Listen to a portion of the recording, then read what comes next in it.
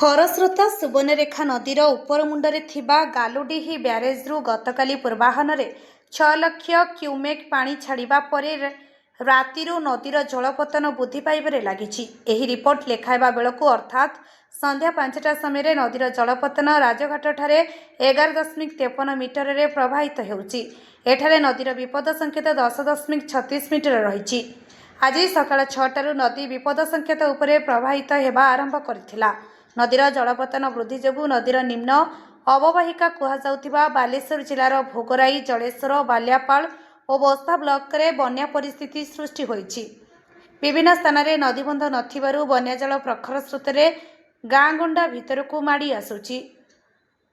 फଳରେ नदी तट और एहार आखपाखरे थिबा बालेश्वर जिलार भोगराई ब्लॉक 17टी पंचायत, जलेश्वर ब्लॉक नदी 13टी पंचायत, बस्ता ब्लॉक 7टी पंचायत और बाल्यापाल ब्लॉक 11टी पंचायत रे बन्या परिस्थिति सृष्टि होइछि। भोगराई, जलेश्वर और बाल्यापाल अंचलर 23 ऊर्ध्व गाँ एक प्रकार जलबंदी रहिथिबार कुहाजाइछि।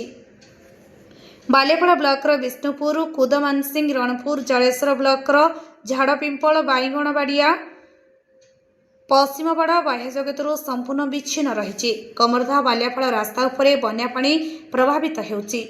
बन्या जोगु विभिन्न नदीतट अंचल में पनीपरिबा चाष मध्य क्षति हेबा आशंका करा जाउछि। बन्या मुकाबिला पई जल संपद विभाग तरफरू जलेश्वर सब डिविजनर सबुठार विपद संकुल स्थान कुहाजाउथिबा भोगराईर भोगराई लक, रणकोठा, खालजोड़ी, सुईस्की ठारे 5000 लेखाए बालीबस्ता महसुद रखा जाइछि बोली जलेश्वर स्थित विभागीय सरकारी जंत्री सूचना दैछंती। तेबे आज दिन 10टा समय इंजीनियर इन चीफ मुकुल चंद्र बेरा, एससी नवकुमार महालिक, चीफ इंजीनियर चित्तरंजन भूया, अतिरिक्त drain chief engineer Deepak Ranjan Behera, Jaleshwar केंद्रीय जल आयोग सीडब्ल्यूसी ऑफिस राजघाट ठारे तदारख करिसेंती। आरडीसीबी परमेश्वरम, जिलापाल सूर्यवंशी मयूर विकास तथा म्युनिसिपालिटी कार्यनिर्वाही अधिकारी हेमंत सिंह मध्य विभिन्न वनांचल परिदर्शन करिसेंती। एडीएम सुधाकर नायक, तहसीलदार सत्यजित महांती, बीडीओ गौरांगचरण घोषों सह अन्य अधिकारी माने विभिन्न स्थान रे पहुंची स्थिति अनुधान करिसेंती। बर्तमान सुवर्णरेखा राजघाट पाखे आम ठिया होइछु एठारे वाटर लेवल 11.56 रही बर्तमान बढ़ुची। सीडब्ल्यूसी प्रेडिक्शन जहाँ रही आज 12टा सुधा 11.7 हम।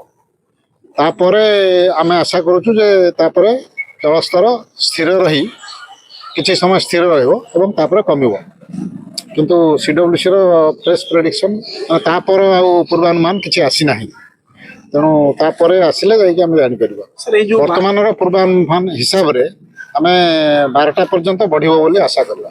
सर ये जो 12टा पर्यंत जो बढ़ेबो सर बहुत जगह सुवर्णरेखा नदी तो बहुत जगह विपद संकुल अच्छी नदी बंध बहुत जगह नाही सब जगह से जगह जदी पानी बाहर जीवो बहुत व्यापक अंचल सर बन्या पाइबेले तो हबो तेणु से पई जल संपद विभाग तरफ बा सरकार को तरफ समस्त प्रस्तुति करा जायछि एवं सब जगह ऑफिसर्स डिप्लॉय हेचंती एवं डिस्ट्रिक्ट एडमिनिस्ट्रेशन जस्ट ना वर्तमान 2 मिनिट आगु मध्य मु कलेक्टर सहित कथा होतली।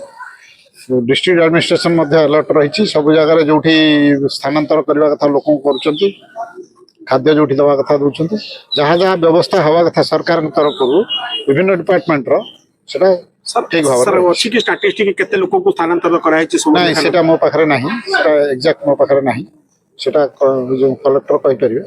सर जलका एवं बुढ़ा बलंग ता ऊपर सर जलका एवं बुढ़ा बलंग बर्तमान कमुची। जलका तो पूरा अंडर कंट्रोल बर्तमान कमुची। बुढ़ा बलंग स्थिर थिला आज सकाळे बर्तमान कमिबा स्टार्ट हेछि तेणु से दुईटे नदी रे बर्तमान आउ किछि विपदर आशंका ना। सर आज आरडीसी आसीबार अछि सुवर्णरेखा बन्यांचल बोलिबार अछि केतेबेले आसीबे आपन पाखे ना मते मो पाखरे सठिक ठिकाना किछि ना। धन्यवाद। जलेश्वरରୁ मनोज कुमार भूया रिपोर्ट अपराह्न लाइव।